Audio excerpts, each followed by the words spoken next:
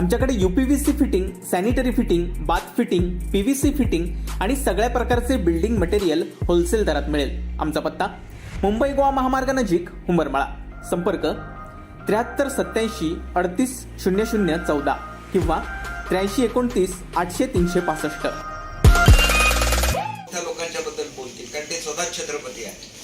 परंतु हे महाराष्ट्राच्या या भूमीवर घडता कामा नये की भूमीच मुळात छत्रपती शिवाजी महाराज आणि त्याच्यामुळे तुम्ही ज्यावेळेला जाता त्यावेळेला याच्यावर प्रश्न विचारले गेलेच पाहिजेत.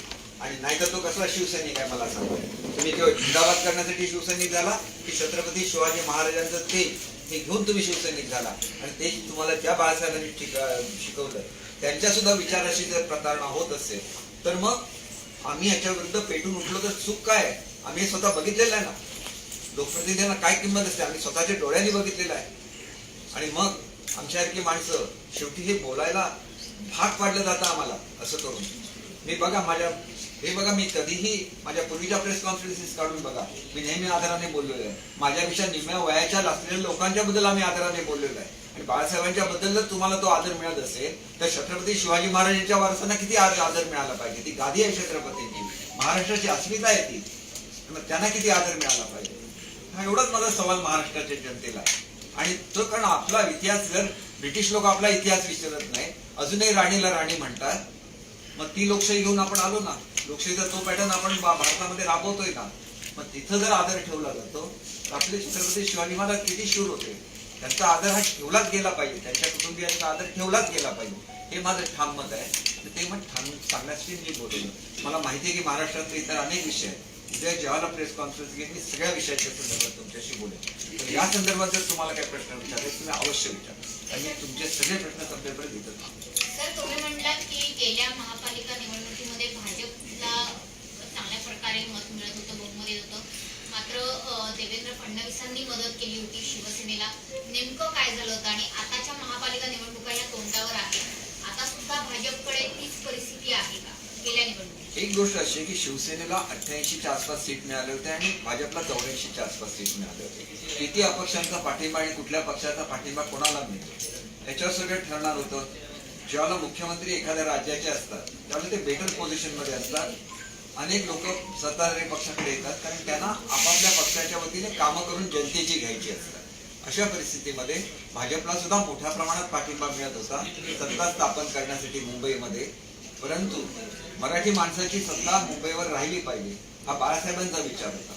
आणि त्याच्यासाठी 84 त्या ठिकाणी मला आता एक्झॅक्ट नंबर कदाचित तो चुकू शकेल कारण मी महापालिकेच्या राजकारणामध्ये नाही.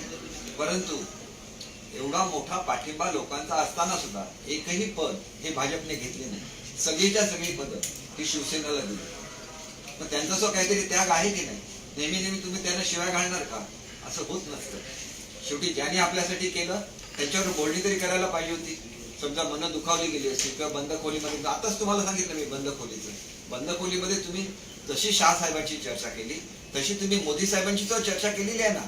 मग सांगा जनतेला की त्यांना दिलेला शब्द तुम्ही पाळला की नाही तो. आणि मग ह्यांना काय अधिकार दिलेला आहे आदित्यजींना प्रत्येक ठिकाणी जाऊन आम्हाला काहीतरी घाणेरडं बोलायचं. आम्ही जनतेबरोबर आहोत आणि म्हणून तुम्हाला सांगतो की आम्ही आमच्या तत्वासाठी उठाव केला. आणि तत्वासाठी उठाव करत असताना आमची पद आहेत शेवटी आम्ही निवडून आलेलो आहोत. त्यासाठी केवढी तरी मेहनत घेतलेली आहोत. ती आम्ही सगळी लोकशाहीच्या रक्षणासाठी म्हणून आम्ही त्या ठिकाणी एक आमची पदं ही धोक्यामध्ये आणली. ते आम्ही डावाला लावली ती पदं. आणि ही वस्तुस्थिती आहे. महाराष्ट्राने हे जाणून घेतलं पाहिजे की सहजासहजी कोण आमदारपद सोडत नाही. सहजासहजी कोण कोर्टाच्या समोर जात नाही. सहजासहजी आपल्या पदाला चॅलेंज हवं असं करत नाही. पण आम्ही केलं करून दाखवलंय ना. आणि आम्हाला काय करायचं तुम्ही कोर्ट घेईल लोकशाहीचं रक्षण करायचं की नाही लोकशाहीची काय काय तत्व आहेत त्याच्यावर सगळ्यांवर तिथे चर्चा होईल. आणि चांगला निर्णय की तुम्ही ज्या वेळेला लोकांच्या समोर जाता तुम्ही फ्री पोल अलायन्स करता आणि त्याला लोकांनी मतं दिल्यानंतर तुम्ही ते बदलता. हा मुद्दा सुद्धा तिथं आला पाहिजे असं मला स्वतःला वाटतं. मी त्या कोर्टामधला तज्ज्ञ नाही परंतु तिथं तो सुद्धा मुद्दा आलाच पाहिजे ना. लोकशाहीवर ज्यावेळेला चर्चा होईल त्यावेळेला सगळे मुद्दे तिथे येतील. आम्ही सुद्धा आमचे मुद्दे मांडू की पक्षामध्ये लोकशाही होती का, निर्णय घेताना आम्हाला विचारलं गेलं का, पक्षाच्या राष्ट्रीय कार्यकारिणी घेतली गेली का. अनेक मुद्दे आहेत. ते मुद्द्यावर चर्चा होईल ना त्या ठिकाणी. आणि मग लोकशाहीमध्ये असे निर्णय घेता येतात का याच्यावर चर्चा होईल. तो एक मोठा विषय आहे आणि कोर्टाच्या संदर्भात मी कधीच बोलणार नाही. कारण कोर्ट हे सर्वोच्च असतं, त्यांच्याबद्दल चर्चा करायची नसते. काहीतरी बोलायचं, लोकांना जाऊन काहीतरी सांगायचं, कुठेतरी थांबलं पाहिजे असं मला स्वतःला वाटतं. पण आता पुन्हा महापालिका निवडणुका तोंडावर आहेत. गेल्या वेळेसारखीच भाजप मदत करेल आणि तुमच्या गटाला मदत करेल. भाजप हे शिवसेनेबरोबर राहणार, कारण शिवसेना हा विचार आहे. शिवसेना हा बाळासाहेबांचा विचार आहे. ते भले बाळासाहेबांना विसरले, आम्ही नाही विसरलो. आम्ही बाळासाहेबांचा विचार घेऊन मुंबईच्या जनतेसमोर जाऊ. भाजप आपला मित्रपक्ष बाळासाहेबांनी ठरवलेला होता, त्या मित्रपक्षाला बरोबर घेऊन जाऊ आणि ज्या सीट ते सांगताय की आमच्या येणाऱ्या सीट अधिक भाजपच्या येणाऱ्या सीट मिळून तेवढी संख्या निश्चितपणे महापालिकेमध्ये येईल याची मला खात्री आहे. 150 ज्या सीट सांगितलेल्या आहेत, 150 म्हणजे शिवसेना अधिक भाजप म्हणून 150 सीट मुंबई महापालिकेमध्ये येतील. भाजप आणि तुम्ही युती करणार मुंबई महापालिका निवडणुकीत? आमची युती ही परमनंटली आता झालेली आहे. आमच्या स्वार्थासाठी आम्ही कधीही युती तोडणार नाही. अब हिंदी में जानना चाहिए इस तरह आपने बातें रखी है हिंदी में. देखिए, इतिहास इसका गवाह है कि जब हिटलर ने इस पूरे विश्व को एक महायुद्ध के खाई में डाला था तो उनके साथ गोबेल्स थे और गोबेल्स उनके मंत्रीगण रह चुके हैं और गोबेल्स की एक नीति थी कि 100 बार एक झूठ बात बोलिए फिर लोगों को लगता है कि वो सच है. आज वही काम महाराष्ट्र में किया जा रहा है और आदित्य जी ठाकरे वो काम कर रहे हैं. यहाँ पे हमेशा जाके लोगों में झूठ बात फैला रहे हैं. तो मैंने आज तक बोला था कि आदित्य जी के बारे में आदर मैं इसलिए रखता हूँ क्योंकि वो बाला साहब के सुपुत्र हैं. लेकिन अगर गोबेल्स के मार्ग पे वो चलेंगे तो हम लोग वो टॉलरेट नहीं करेंगे. ये भूमि गोबेल्स की नीति को मान्यता नहीं देती है. ये छत्रपति शिवाजी महाराज की भूमि है. ये छत्रपति शिवाजी महाराज की भूमि के लोगों को समझना चाहिए कि जिनके नाम से हमारा राज्य चलता है छत्रपति शिवाजी महाराज के नाम से. छत्रपति शाहू महाराज को पूरे भारत की जनता जानती है कि सामाजिक क्रांति का उसको प्रणेता बोला जाता है. उन्होंने सामाजिक क्रांति लाई अपने राज्य में और वो क्रांति पूरे भारतवर्ष में फैल गई और उनके जो वंशज है उनको अगर अपमानित किया जाता है तो ऐसे लोगों को छत्रपति शिवाजी महाराज का नाम यहाँ पे यूज करने का अधिकार किसने दिया है? आज अपने यात्रा को शिव संपर्क यात्रा बोल रहे हैं तो उनको छत्रपति शिवाजी महाराज का नाम यूज करने का कोई भी हक नहीं है. जिनके वंशजों को वो इस तरह से बुरी तरह से बर्ताव करते हैं. छत्रपति शिवाजी महाराज जो भी शब्द देते थे उसका अमल करते थे. आज हम लोग गए थे महाराष्ट्र के जनता के सामने, वहां पे शिवसेना और भाजपा युति के नाम से और लोगों ने हमको जिता के दिया था शिवसेना और भाजपा के नाम की युति के नाम से. उन्होंने पराभूत किया था कांग्रेस और राष्ट्रवादी को. तो किस हक से आपने उनको अपने साथ ले लिया? केवल अपने पद के लिए. और महाराष्ट्र का एक इतिहास है कि महाराष्ट्र के लोकशाही को भी एक इतिहास है कि महाराष्ट्र के लोकशाही को एक परंपरा है कि इस महाराष्ट्र में एक सामाजिक क्रांति का ये महाराष्ट्र है. भारत जो आजाद हुआ वह क्रांति भी मुंबई से चालू हुई थी. कांग्रेस की स्थापना इस मुंबई में हुई थी. एक इतिहास है महाराष्ट्र को.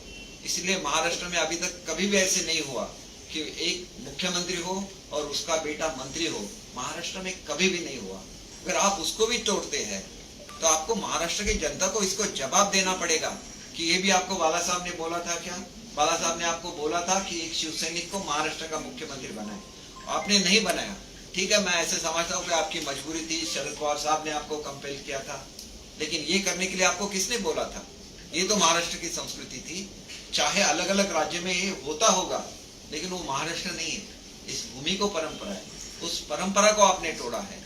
तो आप जो शब्द हमारे खिलाफ यूज करते हैं वो अपने खिलाफ यूज कीजिए. आप जनता को बोलिए कि आपने क्या किया है, किस तरह महाराष्ट्र की जनता ने भाजपा और सेना की युति को जिताया था, कांग्रेस राष्ट्रवादी को हराया था, फिर उनको सत्ता में आप कैसे लेके आए. ये क्या है? जब आप गद्दार शब्द का यूज करते हैं तो ये जनता के साथ हुई गद्दारी है.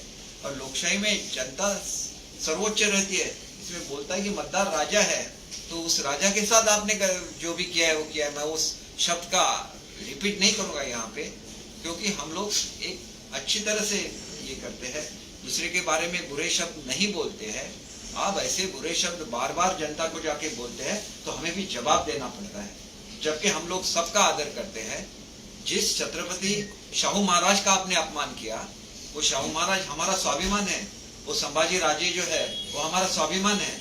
अगर आप उनसे कुछ लिख के लेते हैं कि हम आपके साथ एकनिष्ठ रहेंगे, एकनिष्ठ किसके साथ रहना है? छत्रपति शिवाजी महाराज के साथ एकनिष्ठ रहना है, इस महाराष्ट्र की भूमि के साथ एकनिष्ठ रहता है।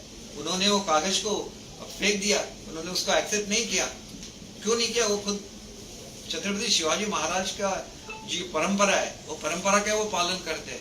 वो झुकेंगे नहीं किसी के सामने।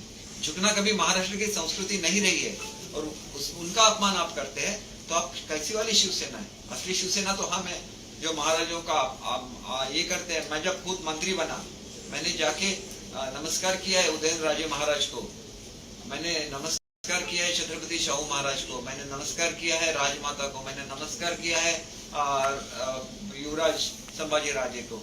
चाहे उनका एज कुछ भी रहे, लेकिन ये मान है, वो छत्रपति शिवाजी महाराज का मान है। वो मान नहीं रखेंगे और आप घूमते रहेंगे और बोलेंगे कि ये शिव संपर्क यात्रा है, क्या शिवाजी महाराज के जो वसूल है, वसूल रहे हैं, उनकी वो यात्रा है क्या? बिल्कुल नहीं है। इन्होंने सब उसूल तोड़े हैं, और अगर वो उसूल तोड़ते हैं तो उन्हें करने का कोई भी हक नहीं है। इसलिए मैंने आज की प्रेस कॉन्फ्रेंस ली थी, क्योंकि ये महाराष्ट्र के अस्मिता का विषय है, और महाराष्ट्र में ऐसे नहीं होना चाहिए। और युवा पीढ़ी को समझना चाहिए कि ये 100 बार जब झूठ बोलते हैं तो इनका उद्देश्य ये है कि उस झूठ को उनको सच में कन्वर्ट करना है। मैं ये भी बोलना चाहूंगा कि जब मुंबई महापालिका का इलेक्शन हुआ था, 84 सीट्स मिले थे बीजेपी को, 88 मिले थे शिवसेना को। एग्जैक्ट नंबर तो मैं इसलिए नहीं ये करता क्योंकि मुझे याद नहीं है, लेकिन वो बिल्कुल 2-4 सीट का उसमें डिफरेंस था। और उस वक्त ऐसी स्थिति आ गई थी कि बीजेपी मुंबई महापालिका में अपने सत्ता बना सकती थी। लेकिन ये बाला साहब का सपना था कि मराठी जो नेता है वही उस कॉर्पोरेशन पे राज करे, तो उसका ऑनर किया था बीजेपी ने। अगर बीजेपी ने एक भी पद अपने पास नहीं दिया और खुला समर्थन दे दिया शिवसेना को, तो उसका आदर आप नहीं करेंगे क्या? आप उनसे भी यही करेंगे कि उनको छोड़ देंगे? तो ये भी देखिए ना, आप बोल रहे हैं कि आपके साथ जो शाह साहब की बात हुई वो बंद कमरे में हुई, लेकिन आपकी बात मोदी साहब के साथ भी बंद कमरे में हुई। वो उस वक्त आपने उनको क्या प्रॉमिस किया था, और अगर उस प्रॉमिस को आप तोड़ते हैं तो आपको क्या किस नाम से बोलना चाहिए? ये भी आदित्य जी ने सोचना चाहिए जब वो ऐसे बुरे शब्द यूज करते हैं। हमारे 50 MLAs है, हमारे MPs है, क्यों छोड़ के गए आपको? क्योंकि आपने जो हमारे जनसत्ता है, हमारी जो लोकशाही है, उसका अपमान आप बार बार करते रहे, इसलिए वो आपको छोड़ के चले गए। छोड़ के चले गए मतलब वो उन्होंने अपनी पार्टी खुद के हाथ में ले लिए। क्यों ले ली? क्योंकि असे नवनवीन व्हिडिओ पाहण्यासाठी कोकणशाहीचं यूट्यूब चॅनल सबस्क्राईब करा व बेल बटन प्रेस करा। तसेच फेसबुक पेज लाईक करा आणि इंस्टाग्राम पेज व ट्विटर